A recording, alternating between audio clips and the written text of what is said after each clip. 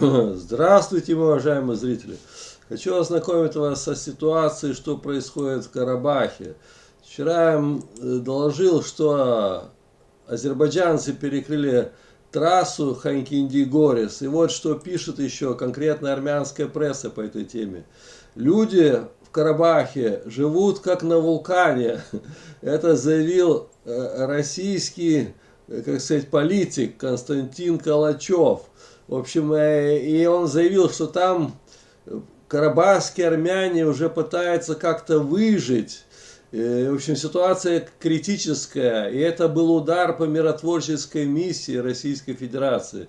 Вот, российский политик Константин Калачев, он назвал эти события, которые произошли вчера на магистрали в Армении, ну, в районе Карабаха, в районе города Шуша, он назвал типа это ударом по миротворческой миссии России, которая обеспечивает там мир в регионе.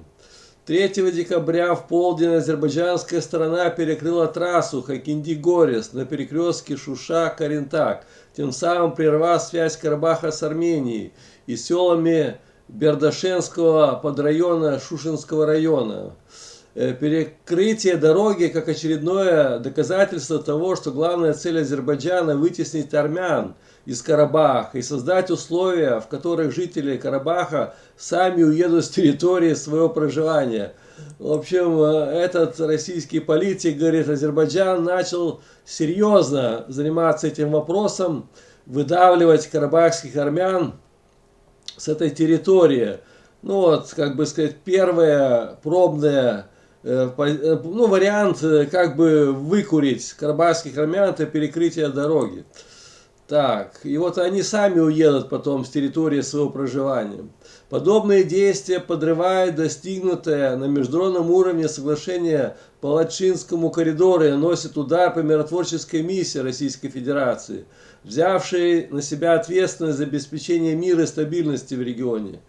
Очередные попытки изоляции населения Карабаха и давления на него – это вызов всем, кто предлагает цивилизованные подходы к проблеме карабахского регулирования и стремится избежать гуманитарной катастрофы, написал Калачев.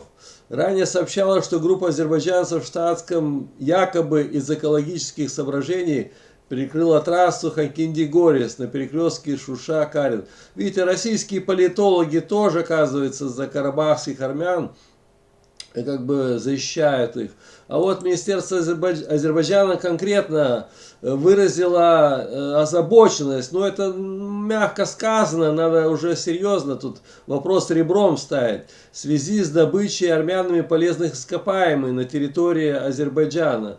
Там ведь, как сказать, Карабах, территория Азербайджана, и армяне, и там, мне кажется, еще представители эти русские им помогают все это копать, как бы эти ископаемые, и увозят, перепродают потом, ну все, что можно, воруют, как бы сказать.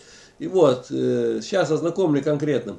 Сотрудники Министерства экологии, природных ресурсов Азербайджана, так, Госслужба по имущественным вопросам при Министерстве экономики Азерголд направились на территорию Азербайджана и направили протест, типа, где временно дислоцируются, продолжают действовать российские миротворцы. И там стали вести переговоры с российскими командующим, и которые, у них штаб миротворческих сил в Хаджалы есть, что, мол, когда это будет заканчиваться беспредел, сколько можно, что карабахские армяне будут воровать наше, как сказать, достояние, ну, может, золото, серебро, там какие-то, может, золотодобыча есть, я точно не знаю, но видно что-то ценное, раз уже такая ситуация. Ну, и сейчас, да, в результате обсуждений, проведенной в штабе миротворческих сил Хаджалы, начала подготовка дорожной карты с участием Министерства экологии, природных ресурсов Азербайджана и других учреждений для проведения работы по указанным направлениям. В общем, все сейчас в Азербайджане, говорит, прекращайте там воровать наши ископаемые полезные. Вы не имеете права заниматься добычей без нашего разрешения. А вот армяне выступили, как сказать,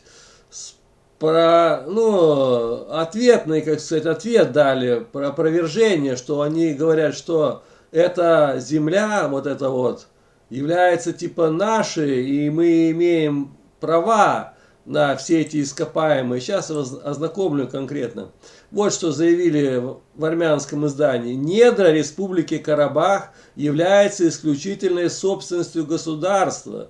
Это заявил Комитет по экологии.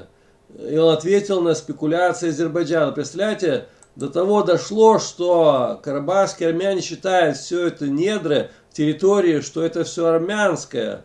Они что хотят, там могут добывать. Ну вот как раз эта статья. Комитет по экологии Республики Карабах ответил на спекуляции Азербайджана вопросом использования недр экологии Карабаха, сообщает информационный штаб Карабаха. Принципы и порядок пользования недрами в Карабахе, а также отношения, связанные с пользованием недр, регулируются кодексом о недрах Республики Карабах. Представляете, у них в Карабахе свой кодекс есть. Комитет по экологии Республики Карабаха, как уполномоченный государственный орган, осуществляется надлежащий контроль за деятельностью компаний. У них компания есть, которая добывает эти ископаемые. Подчеркнем, что недра Республики Карабах является исключительной собственностью государства. У них свое государство, считают армяне. Используют в соответствии с передовыми международными стандартами экологической и социальной ответственности. В общем. Это касается соответствующего заявления Министерства экологии и природных ресурсов. Что касается заявления Азербайджана, Министерства экологии и ресурсов, то мы уверены, что результаты любого исследования, проведенного в рамках карабахского законодательства, подтвердят соблюдение экологических норм и стандартов. Более того, Республика Карабах готова даже пригласить международную экспертную группу для дополнительной оценки экологических рисков и усовершенствования системы этой самой. Вот тут азербайджанцы много написали, конечно. Кто вы такие на территории Азербайджана приглашать какую-то экспертную группу? Мы, может быть, пригласите, а Азербайджан разрешит вопросить, или не знаю. Смешные вы, идиоты, смешные, жалкие.